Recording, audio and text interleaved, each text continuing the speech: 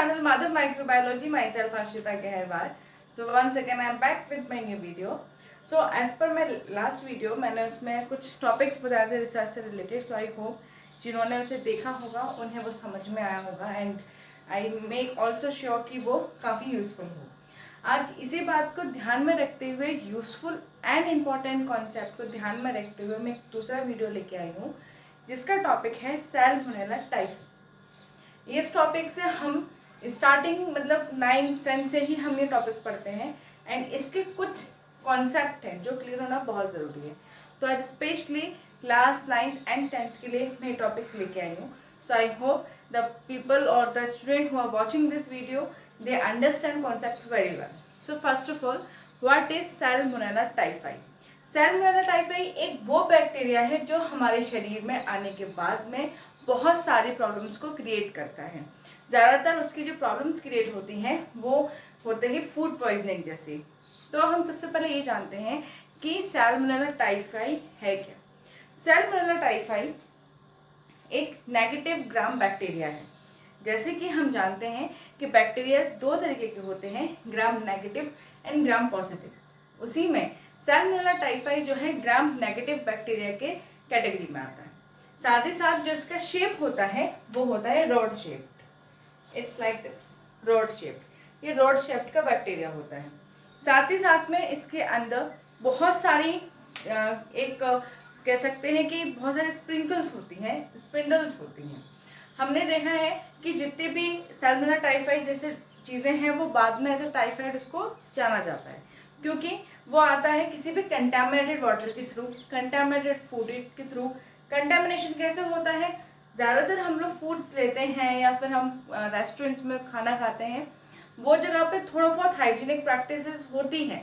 But अगर हम देखते हैं रोड साइड स्टॉल से हमने ले लिया या कहीं से भी हमने ले लिया जहाँ पे सैनिटेशन नहीं है, बिल्कुल भी हाइजीन प्रैक्टिस नहीं है, वहाँ पर कंटामिनेशन के चांस ज़्यादा होते हैं. बिकॉज क्योंकि फीजल मैटर है, वहाँ से भी कुछ ना कुछ ट्रांसमिट हो सकता है, कोई भी माइक्रोब कहीं भी ट्रांसफ़र हो सकता है क्योंकि माइक्रो ऑर्गेनिज्म की खासियत ही है कि वो विजिबल ही नहीं होते लेकिन उनका जो प्रभाव होता है वो पूरा विजिबल होता है.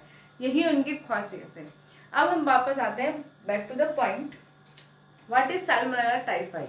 सो salmonella typhi is symbiotic bacteria living in our intestinal tract, जिसका अटैक सीधे होता है हमारे इंटेस्टाइनल ट्रैक्ट पे जो हमारी बॉडी के डाइजेस्टिव सिस्टम में काम करती है. जिनका काम होता है इस पे अटैक करना एंड एक सिम्बायोटिक बैक्टीरिया है. It is a gram negative bacteria and rod shaped with different species and सब स्पीशीज. ये ग्राम नेगेटिव बैक्टीरिया है जिसमें अलग अलग स्पीशीज आते हैं, अलग अलग सब स्पीशीज आते हैं. इनका अलग अलग मोड ऑफ ट्रांसमिशन होता है. Now it is a common bacteria present in food. Food में ये प्रेजेंट होता है, इसका होना बहुत ही आम बात है. सबसे इम्पॉर्टेंट चीज़ ये है कि जब हम इस तरीके के किसी भी माइक्रोब को पढ़ रहे होते हैं तो उसकी चीज़ें हमें याद नहीं हो पाती. इस वीडियो के थ्रू मैं कुछ चीज़ें भी समझाने की कोशिश करूँगी जो थोड़ा इजी करेगी किसी भी कॉन्सेप्ट को समझने के लिए. जैसे कि आप देख सकते हैं मैंने यहाँ पे फुल सेंटेंस नहीं लिखा है, मैंने प्रपोजिशंस को स्किप किया है. रीज़न इज़ दैट ओनली हमें मेन पॉइंट्स याद रखना है. अगर हमें पॉइंट्स याद रहेंगे तो हम उसको सेंटेंस में कन्वर्ट ईजिली कर लेंगे. इसीलिए मैंने सीधे symbiotic bacteria living in our intestinal लिख दिया. मैंने ये नहीं लिखा it is a symbiotic bacteria and living in our intestinal tract and it is a gram negative bacteria and rod shape which has a different species and सब. मैंने ज़्यादा propositions नहीं लगाए हैं. इसलिए आप याद रखिए, हमेशा कीवर्ड्स को ध्यान में रखिए कॉन्सेप्ट क्लियर करने के लिए. एंड क्योंकि आपके कॉन्सेप्ट क्लियर होंगे तो आप उसको सेंटेंस में कर सकते हैं. Now back to the point. It is anaerobic and nature. ये एनारोबिक है इन नेचर में. अब आता है इसका क्लासिफिकेशन जो हम बताते हैं. क्लासिफिकेशन एक इम्पॉर्टेंट फैक्टर है, मार्क दिस एज इम्पॉर्टेंट क्योंकि क्लासिफिकेशन इम्पॉर्टेंट है. जैसे कि हम कहते हैं ना कि मैं इस फैमिली से हूँ, तो आपके दादाजी का नाम, आपकी दादी का नाम, आपके पिताजी का नाम, आपकी माता जी का नाम, आपका नाम, आपके भाई बहन का नाम, ये हो गई आपकी पूरी क्लासिफिकेशन. सिमिलर टू दैट वैसे ही बैक्टीरियाज की भी क्लासिफिकेशन होना ज़रूरी है, पता तो चले कि कौन से प्लैनेट से आया है. इसीलिए ये क्लासिफिकेशन किया जाता है जिसको हम कहते हैं टैक्सोनॉमिक सिस्टम। टैक्सोनॉमिक सिस्टम, इसके अंदर 8 लेयर्स होती हैं, यहाँ पे मैंने सिर्फ 6 लेयर्स ही आपको दिखाए हैं। सबसे पहले हम आते हैं डोमेन पे, फाइलम पे, class, order, family and genus. सबसे पहले डोमेन। डोमेन का मतलब है कि व्यक्ति क्या है, मतलब वो क्या है, बैक्टीरिया है, वायरस है, ह्यूमन बीइंग है, क्या है, तो ये वायरस है। अब आता है फाइलम। फाइलम ये दिखाता है कि ये किस श्रेणी में आता है, किस परिवार की श्रेणी में आता है, जैसे कि आपकी जाति क्या है, ब्राह्मण या मुसलमान, इस तरीके से। उसी तरीके से फाइलम का मतलब प्रोटियोबैक्टीरिया, तो ये प्रोटियोबैक्टीरिया की फैमिली से आता है, इसलिए फाइलम इसको कहा जाता है। अब आता है क्लास। ये चीज़ मैं इसलिए समझा रही हूँ क्योंकि क्लासिफिकेशन याद करने में अक्सर प्रॉब्लम होती है, लेकिन अगर आप इसको समझ के याद करेंगे तो प्रॉब्लम नहीं होगी, क्योंकि 9th 10th में टैक्सोनॉमी बहुत इंपॉर्टेंट है, 11th 12th में भी टैक्सोनॉमी बहुत इंपॉर्टेंट है। Class is equal to gamma proteobacteria. अब एक इसका ट्रिक भी आप समझ सकते हैं, हमने फाइलम में देखा था प्रोटियोबैक्टीरिया, तो ये प्रोटियोबैक्टीरिया यहाँ है क्योंकि ये इस फैमिली से बिलोंग करता है।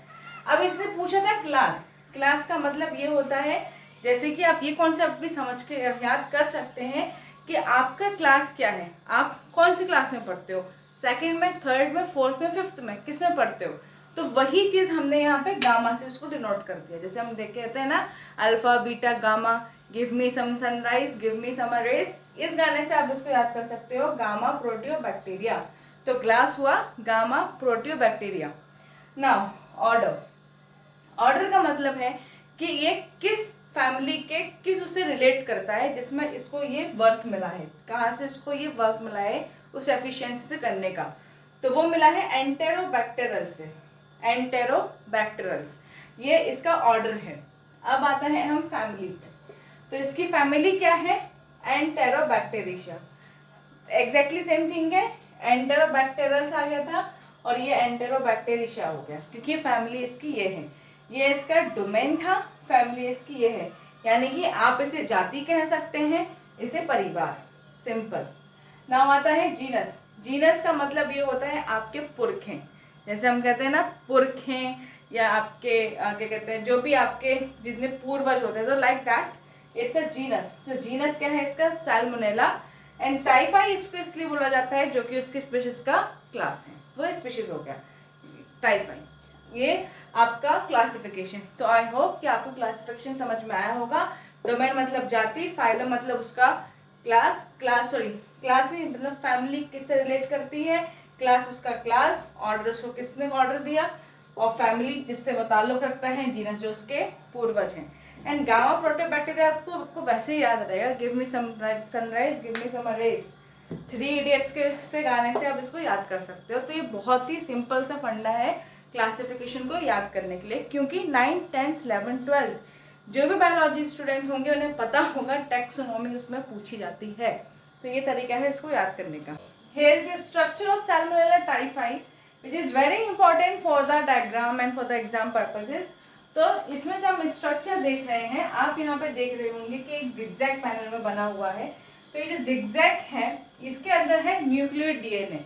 न्यूक्लियर डीएनए क्या है, मास ऑफ जेनेटिक मटेरियल, जहाँ पे बहुत ज्यादा मात्रा में जेनेटिक मटेरियल को पाया जाता है, यानी कि डीएनए को पाया जाता है। तो यहाँ पे जेनेटिक मटेरियल है ना। ये है राइबोसोम्स। राइबोसोम्स का काम होता है कि ये सेल के अंदर प्रोटीन्स को बनाए, सेल वॉल में क्या है, ये हमेशा फॉस्फोलिपिड एंड प्रोटीन्स के बीच में एक मूवमेंट को मेंटेन करता है। उसको उसके मूवमेंट को इसलिए मेंटेन करना होता है कि कितना अमाउंट ऑफ न्यूट्रिएंट इन हुआ, कितना अमाउंट ऑफ न्यूट्रिएंट आउट हुआ, इसको वो कंट्रोल करता है। तो वो काम है आपके सेल वॉल का। एंड ऑल्सो ये किसी भी एक्सटर्नल इंसान को घुसने नहीं देता, वो इसका अलग चीज है।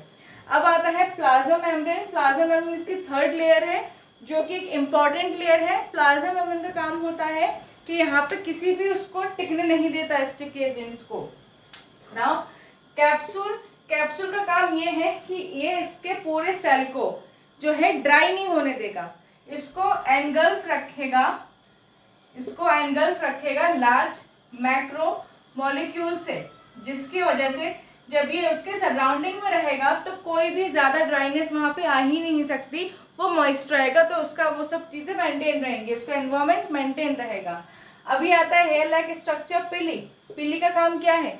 पिली इसके सरफेस पे होती है ताकि ये किसी भी सरफेस या किसी भी ऑर्गेनिज्म पर स्टिक हो सकता है, तो ये हेयर लाइक स्ट्रक्चर है एंड इसको मूवमेंट में भी काफी मदद करता है, इसलिए पिली है। इसके बाद आता है आपका प्लाज्मिड। प्लाज्मिड के अंदर भी जेनेटिक मटेरियल होता है, जेनेटिक मटेरियल जो कि मैसिव अमाउंट में नहीं होती, बट इसके अंदर जेनेटिक मटेरियल है, मैसिव अमाउंट में न्यूक्लियड डीएनए में होती है। इसके बाद आता है साइटोप्लाज्म। साइटोप्लाज्म का काम होता है कि वो उसके अंदर की जितनी भी ये पूरा इन्वायरमेंट है इसको मेंटेन करके रखे। तो ये एक ओवरऑल स्ट्रक्चर है सैल्मोनेला टाइफाई का।